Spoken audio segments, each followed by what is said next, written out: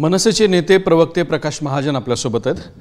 काका, नुकतीच एक घटना घडली की अजित पवारांनी एका IPS महिलेला फोन केला होता. ती मुरुम आणि अवैध रेती मुरुम उपसा याच्यावरती कारवाई करत होती आणि त्या फोन कॉलवरून त्यांनी ती थांबवायला वगैरे सांगितली. मग त्या महिलेनं तुम्ही माझ्या नंबरवर कॉल करा, व्हिडिओ कॉल करा असा सुद्धा आग्रह धरला. हा सगळा प्रकार घडलेला आहे. कसं बघता या घटनेकडे? मला वाटतं ते कुर्डूवाडीच्या जवळ का कुर्डी गावाच्या जवळ तो अवैध मुरुम उपसा चालू होता आणि त्या पोलीस अधिकारी तरुण IPS आहेत त्यांनी ते थांबवलं. ज्यांचा जो हा उपसा करत होता त्यांनी मला वाटतं अजितदादांना फोन केला आणि अजितदादांनी त्या कार्यकर्त्याच्या फोनवर त्या महिला अधिकाऱ्यांनाही सांगितलं की तुम्ही ते थांबवा,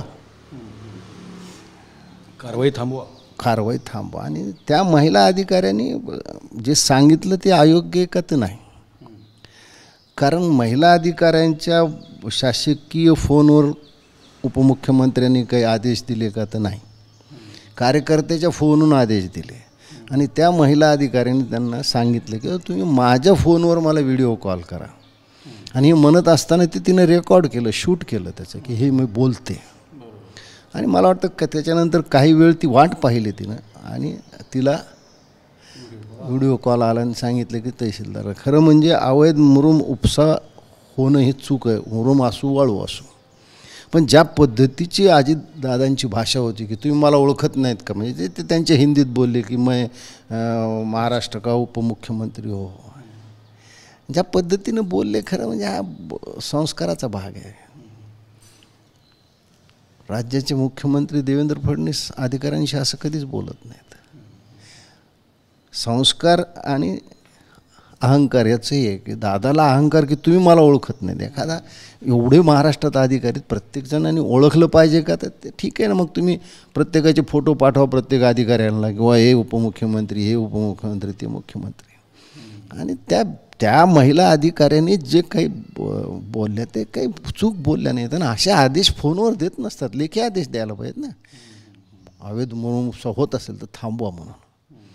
पण मी म्हणतो आणि कुणी ऐकत नाही, ही जी सरंजानशाहीची भाषा आहे ती भाषा दादांच्या बोलण्यातून दिसते.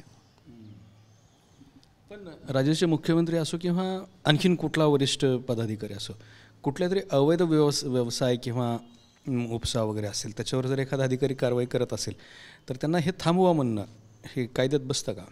अजिबात नाही ना, अजिबात नाही.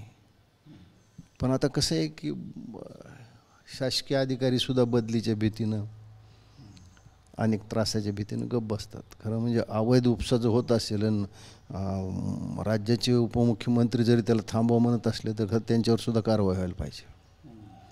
काय धाक राहिला? तुम्ही कुणाला गुन्हेगाराला कोणाला पाष्टी घालता? आता तर म्हणू शकत नाहीत ना की बाबा मला काय माहिती, माझ्या स्टेजवर आला आणि मला हार घातला. आता ते त्या कार्यकर्त्याच्या फोनवरच तुम्ही सांगताय ना की ते थांबवा म्हणून.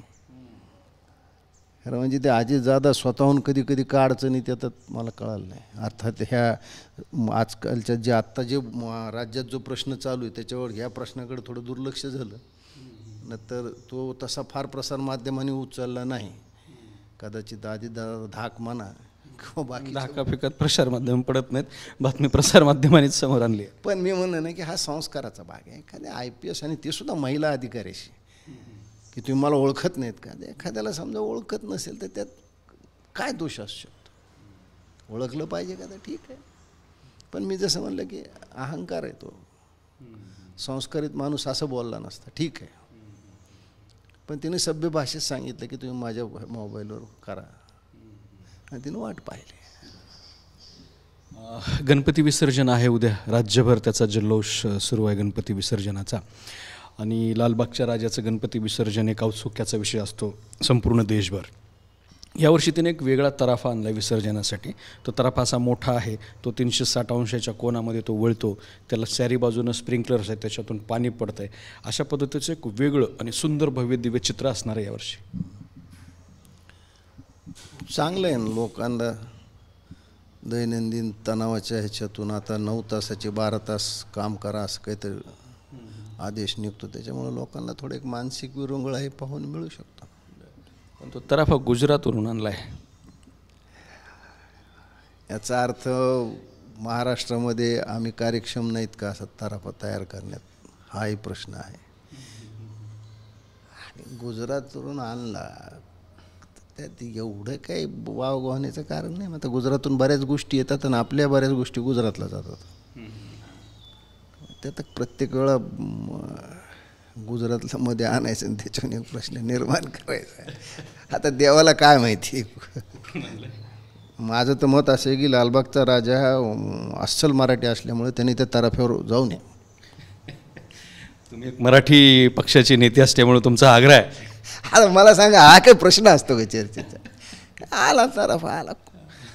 खूप आता तुम्हाला गंमत सांगू का, ह्या मूर्ती तयार करण्यात परप्रांती लोक आहेत. मी हा कारखाना एक पाहिलाय जाऊन. मी त्या कारखानदाराला विचारलं काय भानगड आहे. ते म्हणलं साहेब आपले लोकच मिळत नाही तेवढं स्वस्त दरात.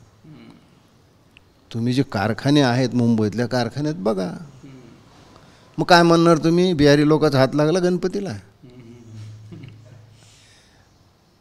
रिकामा वेळ आपल्याकडे खूप आहे, त्याच्यामुळे बरेचसे प्रश्न की सुगतच पडतात. तर हे होते प्रकाश महाजन. अजित पवारांच्या बाबतीत बोलताना हा संस्कार आणि अहंकाराचा फरक असल्याची सनसनीत टीका प्रकाश महाजन यांनी केली आहे. कॅमेरामॅन हर्षल निकमसोबत दत्ता कानोटे, TV9 मराठी, छत्रपती संभाजीनगर.